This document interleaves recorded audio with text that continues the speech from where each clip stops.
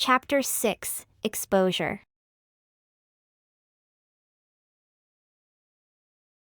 The sun hung low in the sky, casting long, eerie shadows across the dig site. Elena Stavros moved stealthily through the underbrush, her eyes scanning the ground for any signs of Marcus's secretive activities. Her heart pounded with a mix of excitement and apprehension. She was onto something big, she could feel it. And she was not about to let Marcus steal the glory this time. Elena's mind raced, recalling the years of fierce competition between them. From their days as graduate students to their current roles as rival archaeologists, their relationship had always been fraught with tension. She remembered the sting of losing out on prestigious grants to Marcus, the frustration of watching him charm his way through academic circles while she worked tirelessly to prove herself. But it wasn't just professional rivalry that drove Elena. Deep down, there was a wounded pride, a sense of inadequacy that she had never been able to shake. Growing up in a family of renowned scholars, Elena had always felt the pressure to excel, to surpass expectations. Her father's words echoed in her mind, "Second place is just the first loser, Elena. You must be the best." She had been meticulously gathering evidence, her sharp mind piecing together the puzzle of Marcus's strange behavior.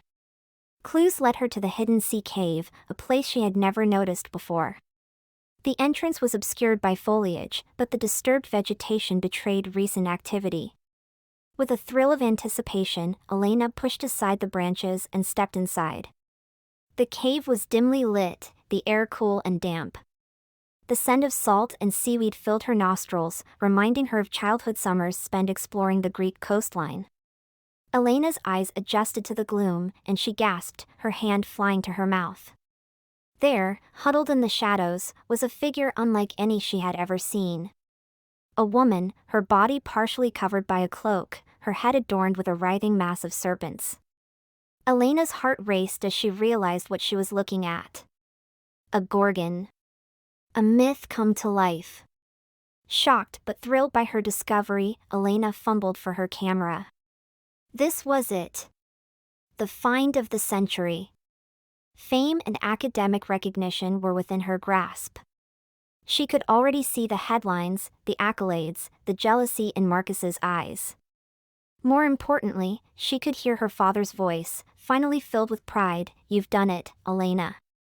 You've proven yourself." But as she raised the camera, a sudden noise startled her.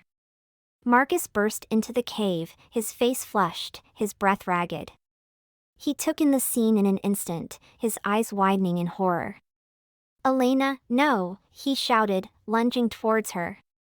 Elena stumbled back, her camera falling to the ground. Marcus grabbed Euryale's hand, his grip tight, his eyes filled with urgency. "We have to go. Now." Euryale nodded, her eyes wide with fear. Together, they fled the cave, leaving Elena sprawled on the ground, her camera forgotten. The tension reached a peak as they raced through the dense forest, Elena close on their heels. The fear of being caught fueled their urgency, their hearts pounding, their breaths coming in ragged gasps. They moved through thick underbrush and rocky terrains, the physical exertion and adrenaline heightening their senses and awareness of each other.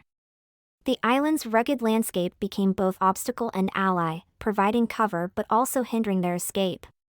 The scent of wild thyme and oregano filled the air as they crushed the plants underfoot, the pungent aroma a stark contrast to the fear that gripped them. Marcus's hand was slick with sweat, but he held onto Euryale tightly, his grip unyielding. He could hear Elena behind them, her furious shouts echoing through the forest. They couldn't afford to slow down, couldn't afford to be caught. Branches whipped at their faces, leaves crunched under their feet, but they pressed on, driven by the primal instinct to survive, to escape. The forest was a blur of green and brown, the sounds of their pursuit a terrifying symphony that pushed them forward. Elena's mind raced as she chased them. Part of her knew this was madness, that she should stop and think rationally. But the prospect of losing this discovery, of watching Marcus claim yet another victory, drove her forward with a desperation she had never known before.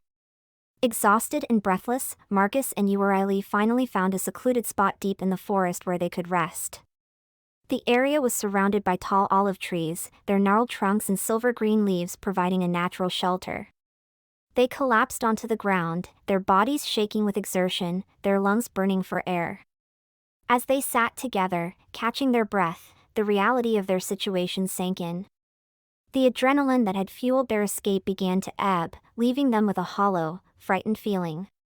Marcus looked at Euryale, her eyes reflecting the fear that gripped them both.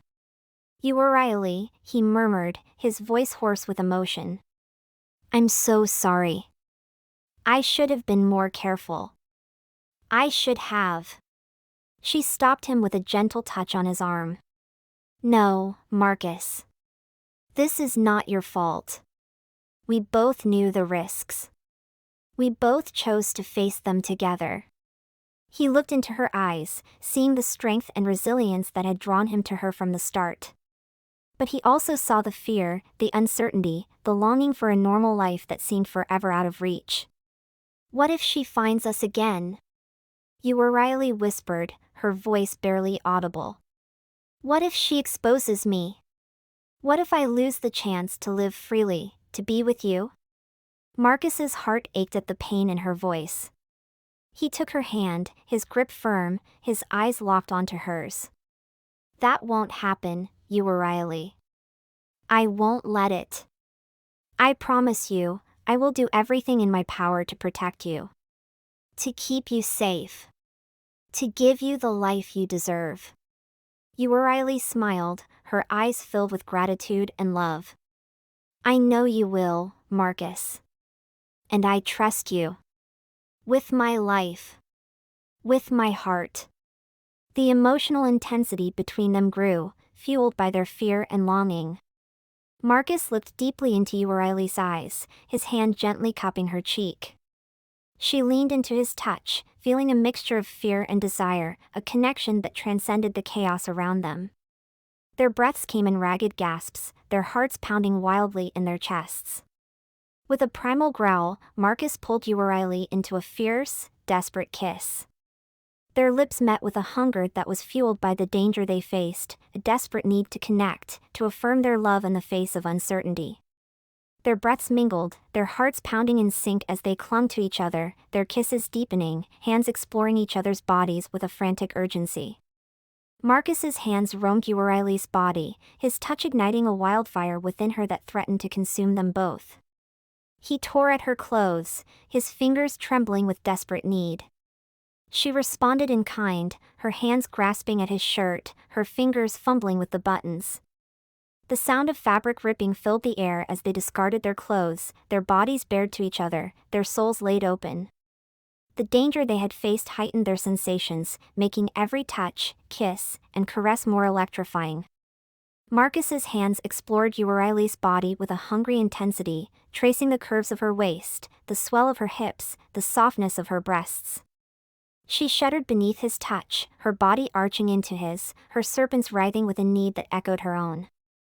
Euryale's serpents coiled around Marcus, their cool scales a sharp contrast to the heat of his body. He could feel their movements, their writhing bodies echoing the dance of their desire. The sensation was exhilarating, a symphony of touch and taste that sent jolts of pleasure coursing through his body. He lifted her, pressing her against a tree, the rough bark biting into her back, the coolness of her serpents contrasting sharply with the heat of his body. She gasped, her eyes wide with a mixture of surprise and pleasure, her body writhing against his, her serpents tightening their grip, pulling him closer. Their lovemaking was fierce, intense, a wildfire that burned hot and bright, consuming everything in its path. Marcus's body moved against Euryale's with a desperate urgency, his hips pressing into hers, their connection deepening with every thrust. The sound of their bodies coming together filled the forest, a primal, raw symphony that echoed off the trees. Euryale's serpents moved with them, their cool scales sliding against his skin, their writhing bodies echoing the dance of their desire. Marcus could feel them, could sense their excitement, their need, their hunger. It was a sensation unlike any other, a symphony of touch and taste that left him breathless and overwhelmed. Their bodies were slick with sweat, their breaths coming in ragged gasps, their hearts pounding wildly in their chests. The danger they faced fueled their passion, As darkness fell, Elena made her way back to the dig site, her steps heavy with the weight of her decision. She knew that come morning, she would have to make a choice that would change not only her life but the lives of Marcus and the Gorgon as well. The night ahead would be long, filled with soul-searching and the re-examination of everything she had ever believed about her career, her ambitions, and herself.